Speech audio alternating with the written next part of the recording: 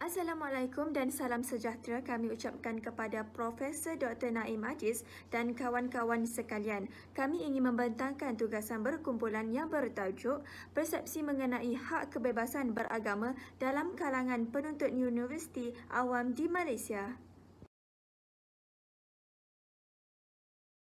Nama Siti Rokia binti Yusof, nama matrik 270545. Saya akan menerangkan serba sedikit pengenalan untuk tajuk ini.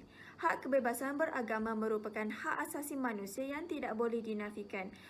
Kewujudan Universal Declaration Human Rights (UDHR) merupakan salah satu cara yang digunapakai masyarakat seluruh dunia dalam memberi jaminan hak kepada setiap orang, termasuklah hak kebebasan beragama.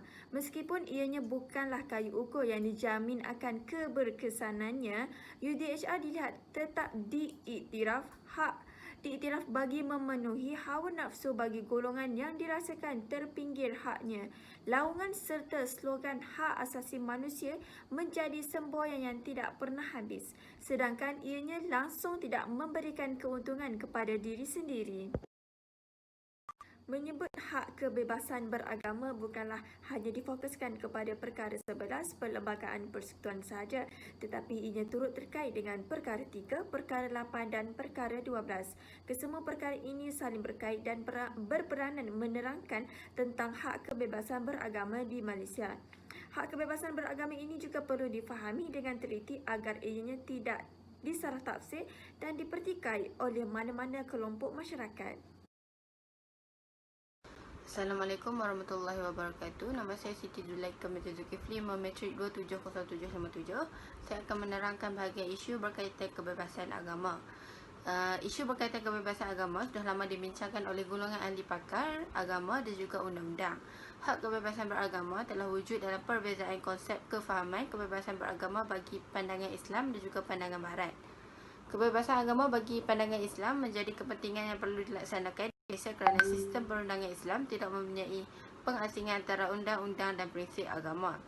Islam memerlukan manusia yang beriman dengan ilmu yang dibawanya melalui kitab atau hadis dengan cara yang bebas tanpa paksaan. Hal ini kerana agama bukan perkara yang boleh dipersendahkan dan keimanan jika dipaksa hanya merugikan masa dan tidak diterima oleh Islam. Bagi seseorang individu yang memilih agama Islam sebagai agama rasmi dalam panduan hidupnya, maka individu tersebut perlu mematuhi peraturan yang ditetapkan oleh agama seperti azab yang dikenakan melalui kesalahan yang dibuat. Bagi pandangan golongan Barat, pendapat mereka adalah melalui penggunaan akal yang rasional seperti menjadi lebih terbuka dalam menerima pelbagai agama untuk memperoleh kebenaran. Keadaan ini menyebabkan peluang kebebasan untuk membahaskan tentang kewujudan Tuhan diberi kepada sesiapa sahaja dan menjadikan agama itu sebagai sesuatu yang boleh diolah dan diubah mengikut cita rasa sendiri dan keperluan semasa.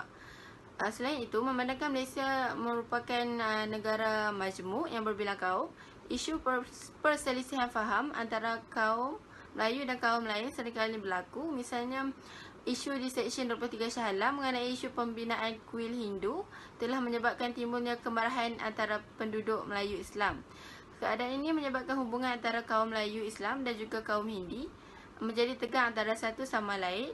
Hal ini merupakan salah satu isu daripada impak daripada hak kebebasan agama yang diamalkan dalam kehidupan Malaysia. Di samping itu, sungguh pun isu kebebasan beragama tentang perbezaan konsep antara pandangan daripada Islam dan juga ilmuwan Barat telah dibincangkan. Penyelidikan tentang isu kefahaman golongan masyarakat terhadap definisi secara keseluruhan tentang pengaplikasian kebebasan beragama dalam sesebuah negara dan bagi seseorang individu tidak banyak dilaksanakan. Terdapat beberapa kekeliruan dalam beberapa perkara seperti hak kebebasan dalam penukaran agama menjadi alasan bagi individu untuk memeluk agama lain. Kedua, hak peribadi yang sepenuhnya bagi seseorang individu dalam memberi kepercayaan terhadap agama. Dan yang ketiga, kebebasan bagi memeluk agama Islam tetapi penukaran kepada agama lain adalah dilarang jika sudah memeluk Islam. Berdasarkan pernyataan pertama, Islam memberi kebebasan kepada setiap individu untuk memilih agama sendiri. Tetapi jika seseorang individu telah memilih untuk memeluk Islam, maka individu tersebut tidak dibenarkan untuk keluar daripada Islam untuk selamanya.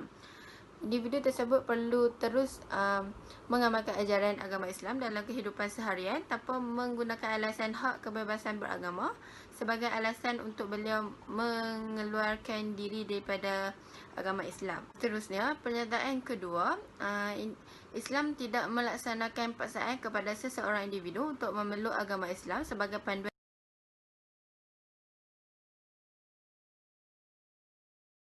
Saya akan membentangkan tentang cabaran kebebasan beragama. Cabaran kebebasan beragama adalah perbalahan antara undang-undang sivil dan undang-undang syariah.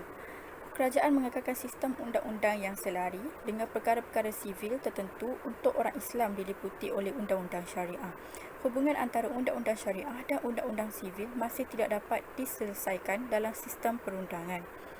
Pada bulan Januari, Mahkamah Tertinggi Negara sebulat suara membatalkan keputusan rayuan 2015 dan memerintah kanak-kanak bawah umur hanya boleh memeluk agama Islam dengan persetujuan kedua-dua ibu dan bapa. Mahkamah berpendapat ia mempunyai bidang kuasa ke atas keputusan pentadbiran pihak berkuasa syariah dan bidang kuasa sedemikian tidak boleh dimansuhkan oleh perpindahan perlembagaan oleh Parlimen. Pada bulan Disember, Suruhanjaya Hak Asasi Manusia Malaysia menyiapkan siasatan terhadap penculikan seorang pastor Kristian tahun 2017 dan dijangka melaporkan kepada Parlimen pada tahun 2019. Isteri aktiviti sosial yang dilaporkan menyebarkan ajaran Syiah dan hilang pada tahun 2016 berkata seorang pegawai polis memberitahunya bahawa anggota keselamatan bertanggungjawab ke atas kehilangan suaminya dan pastor Kristian itu. Cabaran kebebasan beragama yang kedua ialah orang bukan Islam menghadapi kesukaran untuk memeluk agama Islam. Pihak berkuasa agama negeri merayu keputusan itu. Orang bukan Islam terus menghadapi kesukaran undang-undang dalam menggunakan perkataan Allah untuk merujuk Tuhan.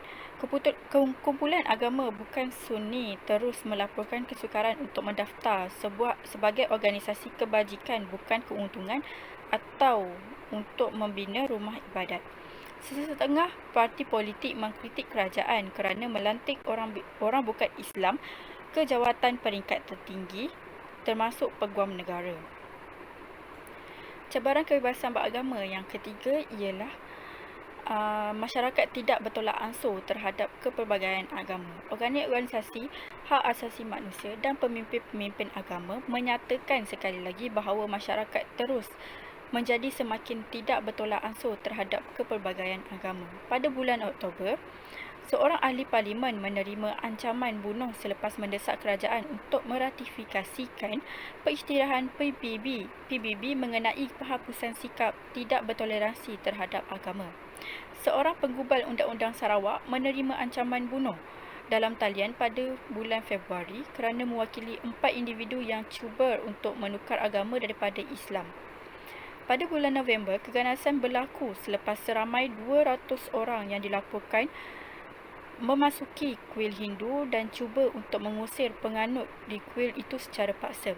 Polis menahan seorang lelaki kerana 2 kejadian vandalisme di sebuah gereja dan kuil Hindu di negeri Kelantan. Sekian sahaja daripada saya. Terima kasih.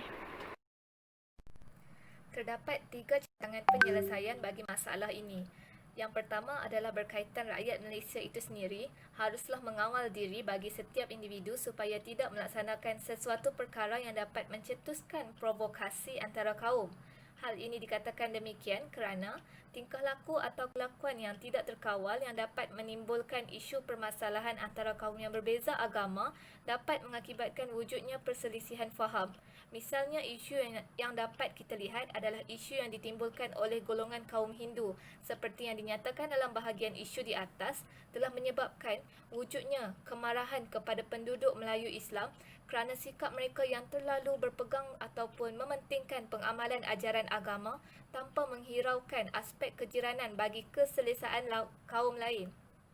Isu ini juga boleh dilihat kepada Wei Mei Ching atau yang dikenali sebagai Namawi yang mencetuskan provokasi apabila lagu kebangsaan Malaysia, lagu negaraku, telah diubah suai kepada lagu hip hop ataupun rap. Tindakan ini telah menimbulkan isu-isu berbau negatif. yang dapat menghapuskan keharmonian masyarakat majmuk dalam negara. Seterusnya, peranan kerajaan dalam menangani isu melibatkan kebebasan beragama juga amat diperlukan. Suruhanjaya Hak Asasi Manusia Suhakam memberi pandangan agar kerajaan Malaysia mengambil tindakan segera dalam memberi perlindungan undang-undang dan hak minoriti agama serta mengukuhkan kesejahteraan dan keamanan dalam kalangan rakyat Malaysia. Misalnya, kerajaan perlu segera dalam mengukuhkan hak asasi manusia terhadap kebebasan beragama dan bukan hanya mengambil tindakan menyekat hak perlembagaan ini. Peranan Suhakam sebagai pemudah cara diharapkan pihak kerajaan akan melihat isu kebebasan beragama di Malaysia sebagai isu yang perlu dititik beratkan supaya menjadi cara pengukuhan ke arah menyediakan hak dan kesaksamaan kepada semua kaum agama. Mahupun pujukan itu melalui tindakan daripada perbuatan, penggunaan, percakapan dan sebagainya dapat membuat seseorang umat Islam itu berpaling kepada agama lain. Undang-undang ini adalah selaras dengan Perlembagaan Persekutuan yang telah memberi keizinan kepada kaum bukan Islam untuk mengamalkan ajaran agama masing-masing, tetapi dalam masa yang sama tidak dibenarkan memujuk atau mempengaruhi individu lain untuk memasuki agama lain. Cadangan yang ketiga ialah memperketatkan penguatkuasaan undang-undang kawalan iktikad dan kepercayaan orang Islam. Misalnya yang dapat kita lihat adalah penubuhan enakmen agama bukan Islam atau kawalan perkembangan di kalangan orang Islam tahun 1988 adalah salah satu keperluan yang wajar untuk ditubuhkan.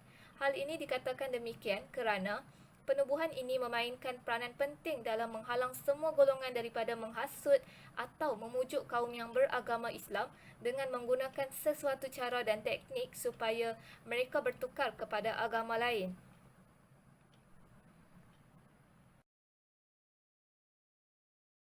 Secara keseluruhannya, persepsi yang ditunjukkan terhadap kebebasan beragama sebenarnya tinggi dalam kalangan masyarakat. Hak kebebasan beragama yang terkandung dalam Perkara 11-1 juga dipandang dengan baik oleh masyarakat dan dapat diterima dengan baik. Isu-isu yang timbul dalam kes ini juga dapat diatasi melalui adanya undang-undang dan perlembagaan yang sedia ada dan terkandung dalam Perlembagaan Malaysia.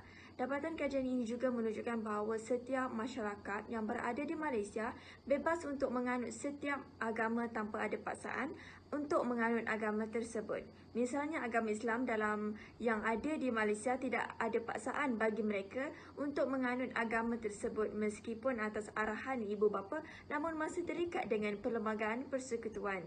Walaupun setiap individu bebas untuk menganut agama masing-masing, namun setiap individu tidak boleh memperlekikan atau menghina agama lain.